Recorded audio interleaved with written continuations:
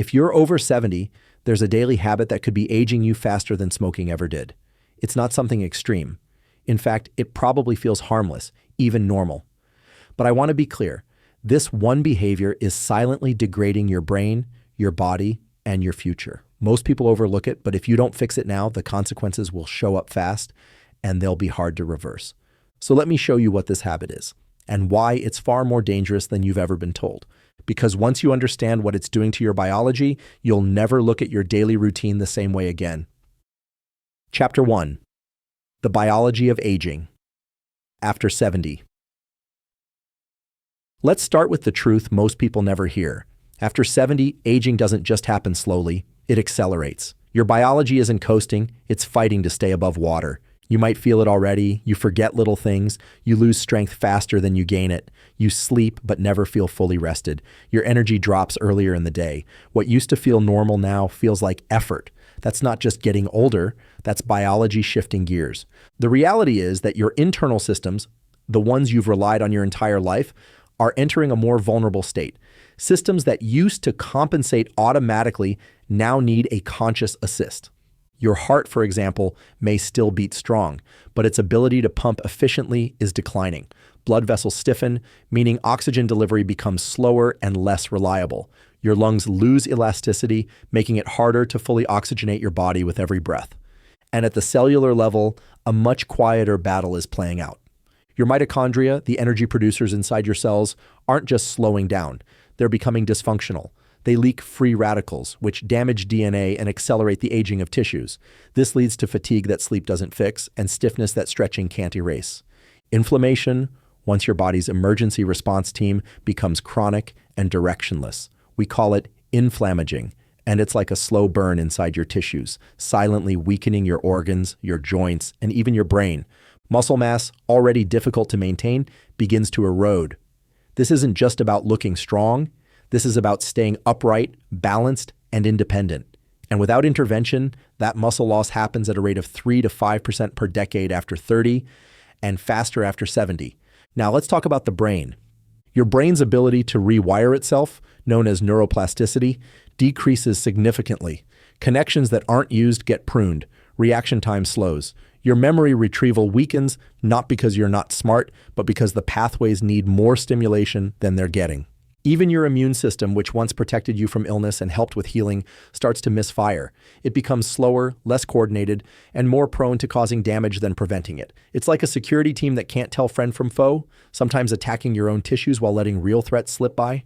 Think of it like this. Your body still wants to repair itself, but the repair crew is understaffed, overworked, and running out of tools. But here's the twist. These changes don't always come with sirens. They come quietly, in skipped steps, missed names, naps that don't refresh you. In your 40s and 50s, those things didn't mean much. You had margin, you could bounce back. But after 70, the margin for error shrinks. Every choice you make, how you move, how you eat, how you sleep, carries more weight. Small lapses become major consequences, and subtle habits, the ones you don't even think about anymore, can be the most dangerous of all. Because the body doesn't just age from time, it ages from signals. And some of those signals are coming from things you do every single day. So the question becomes, what's the one habit, the one signal that's sending your body the message to shut down faster? Because it's not smoking, it's not sugar, it's not even stress. It's something far more common and far more underestimated. And once I tell you what it is, you'll start to see it everywhere in your day. But this was just the beginning of the damage. Chapter 2, the habit that ages you faster than smoking. Here it is. The one habit, more than anything else, that's accelerating your aging is sitting still. That's it. Being sedentary, long hours in the same chair, watching TV, reading, scrolling, resting for just a bit, and then a bit longer. And it doesn't sound dangerous. It might even sound deserved, especially after decades of work, raising a family, and pushing through stress. But the science is brutally clear. If you're over 70, being sedentary isn't just bad for your health, it's shaving years off your life and dismantling your body from the inside out, faster than cigarettes ever could. Now let me explain why. When you stop moving, your body gets the message, we're not needed anymore. Your muscles, which once carried your groceries, your kids, your independence, start breaking down.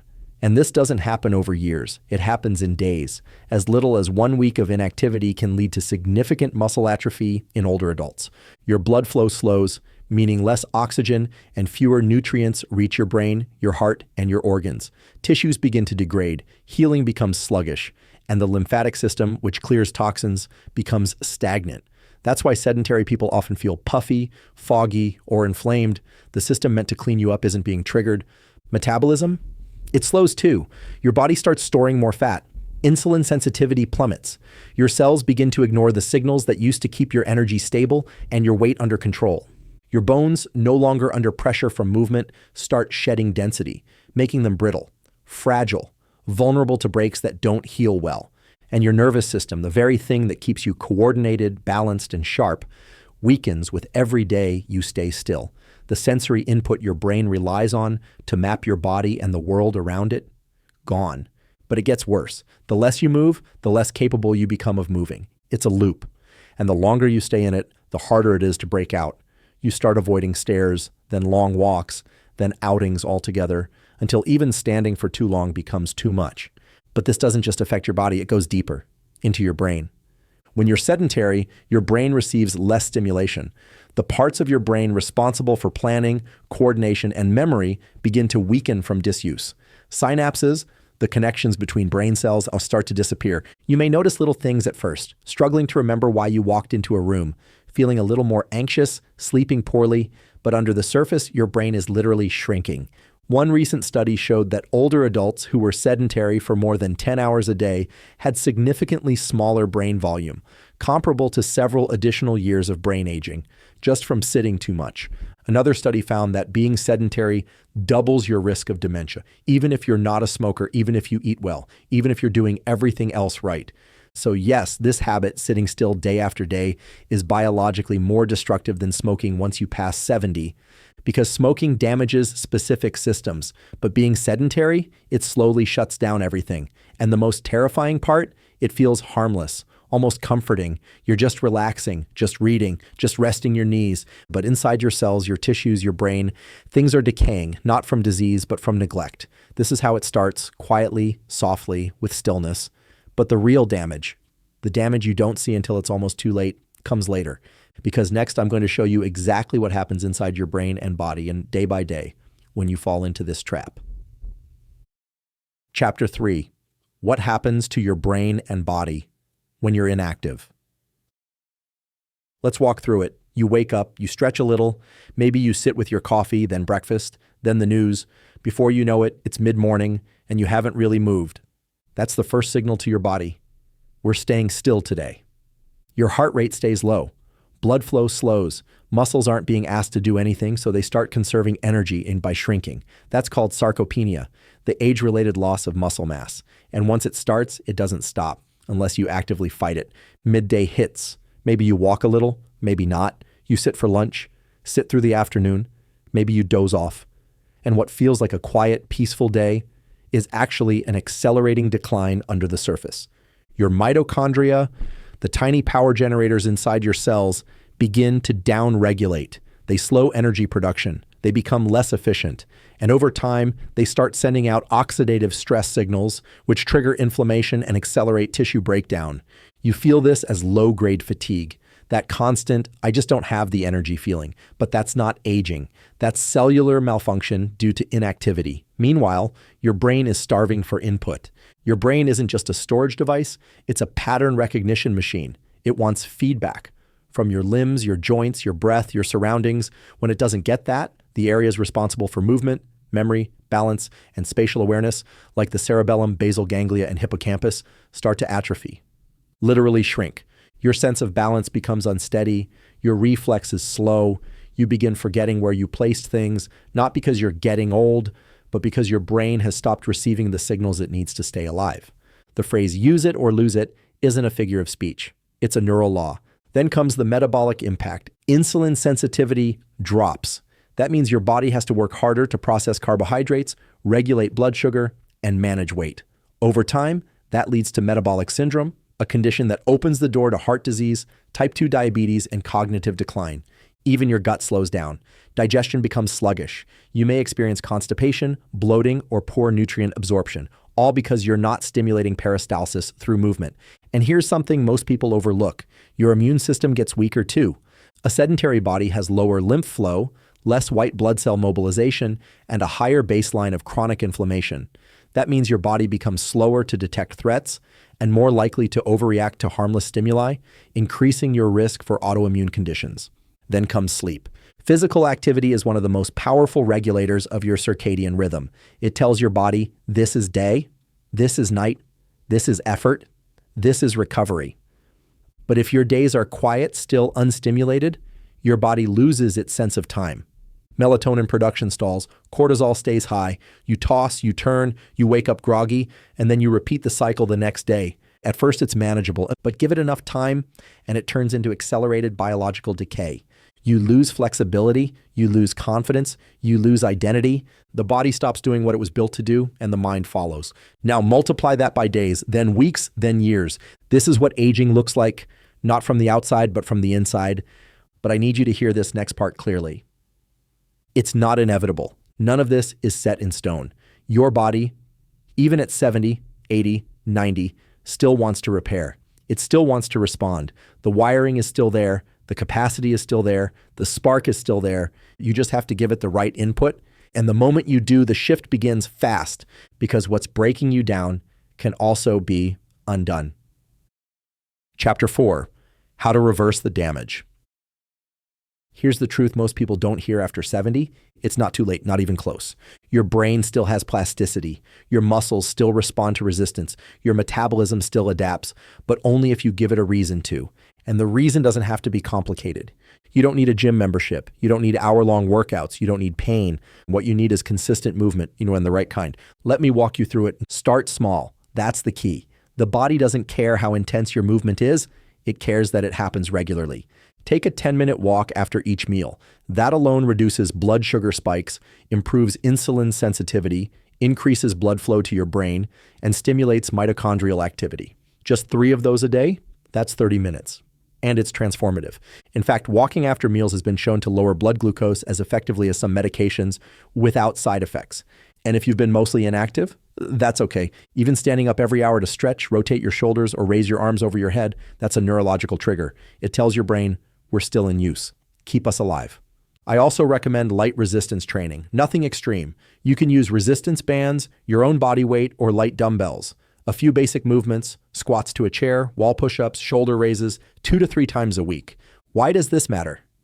Because loss of strength is the #1 predictor of loss of independence. Not memory, not hearing, strength. When your legs weaken, your risk of falling skyrockets. And falls, even one, can change everything. A broken hip, a long recovery, loss of confidence, isolation. Movement isn't just about fitness, it's about freedom. Now maybe you're thinking, but I've been sitting too long. Isn't the damage already done? And my answer? Not all of it. Your body has something called adaptive reserve, built-in recovery potential that doesn't expire with age. It's always waiting for a signal that it's needed. And the moment you give that signal, through motion, through breath, through effort, your body starts rebuilding. Even your brain responds. Blood flow to your hippocampus increases, the area responsible for memory and learning. Your prefrontal cortex, which governs focus and planning, becomes more active. Dopamine, the motivation chemical, rises. Serotonin stabilizes mood. BDNF, a molecule that helps repair and grow neurons, starts flowing. I've seen it happen over and over again. People in their 70s, 80s, even 90s, once tired, forgetful, sedentary, regain energy, clarity, and optimism with just a few weeks of gentle, consistent movement. And none of it required pushing themselves to the brink, no fancy routines, just a belief that their future was still worth investing in. And that's really what this comes down to, belief. If you believe your best days are behind you, your body listens. But if you believe that movement still matters, that your body is still capable of growing, healing, and thriving, then your biology will respond. It's not about becoming someone new. It's about waking up the person you used to be, the one who moved with purpose, who had things to look forward to, who felt connected to their body, their mind, their world. And once that shift begins, something else changes. Not in your muscles, not in your blood, but in your identity. Because the next transformation, the one most people don't expect, happens deep in your emotions, your purpose, and your mind. Chapter 5. The Mental and Emotional Impact of Movement. Expanded. Something powerful happens when you start moving again. It's not just your muscles that wake up, it's your mind. You feel it the first time you finish that walk around the block and realize you're breathing deeper. Your head is clearer. You feel a flicker of something you haven't felt in a while. Maybe calm, maybe motivation, maybe pride. That's not random. That's chemistry. Physical movement changes your brain. It increases dopamine, the neurotransmitter responsible for motivation, drive, and reward. It boosts serotonin, which stabilizes your mood and emotional resilience. And it activates BDNF, brain-derived neurotrophic factor, a molecule that helps grow new brain cells and repair existing ones. So when you move, you're not just building strength, you're literally rewiring your brain to feel better. This becomes especially critical after 70, because for many people, that's when the emotional weight sets in. The kids are grown, the career is over, the phone rings less, your daily calendar looks emptier, you're no longer pulled by deadlines, obligations, or plans. And while that may seem like freedom, it can quietly turn into drift. Less structure, fewer goals, less sense of being needed. That can lead to emotional decline, the kind that isn't always visible, but slowly eats away at your quality of life. You may not be in crisis, but you also may not feel like yourself. You might catch yourself saying things like, I'm just not as sharp as I used to be, or I don't have the energy, or worst of all, what's the point? Let me be clear, that's not weakness. It's not just aging. It's your biology reacting to stillness. See, your brain craves stimulation, not just from ideas, but from your body, your limbs, your joints, your lungs, your eyes. They're all feeding signals back to your nervous system, helping it stay alert, engaged, and alive.